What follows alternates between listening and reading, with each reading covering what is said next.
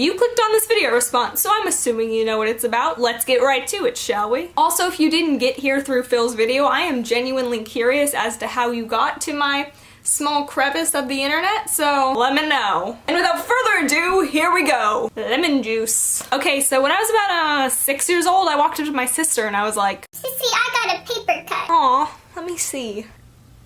Now you know what'll make this heal faster? What? Lemon juice. Okay. Ah, burn! Ow, Sissy, that hurt. That's okay. The pain means it's healing. So up until I was about 9, 11, 12, I legitimately believed that lemon juice helped heal paper cuts. I'm sure all the other younger siblings out there would agree that older siblings are the spawn of all evil, and if you are an older sibling, you know what you did? Poker.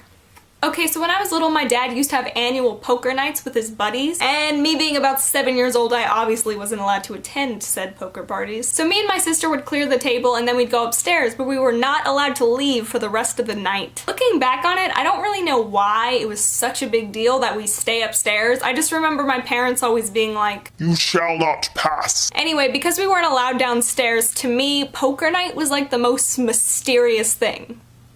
Next to Scooby-Doo. And I was convinced for many years that poker was actually fencing. You know, fencing like the sword fighting? Oh, such a stupid child. Well, let me just explain why I thought this. You see, I thought our parents made us clear the table so that they could then stand on the table and fence. I don't know why that made sense. It made sense at the time. God. Moving on, Gushers. Gushers, for those of you who don't know, are like fruit snacks filled with sugar goop. And I don't know if they have them in other countries. So in the Gusher commercials, the same thing happens every time. A kid walks in, eats a Gusher, and then suddenly, boom, his head turns into a fruit. And I thought, you totally know where I'm going with this.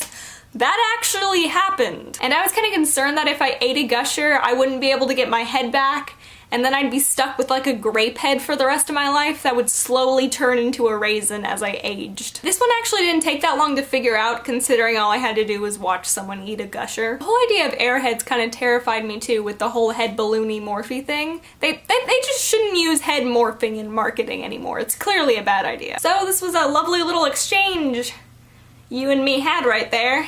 That was fun. I enjoyed. Thanks for having me. Pew.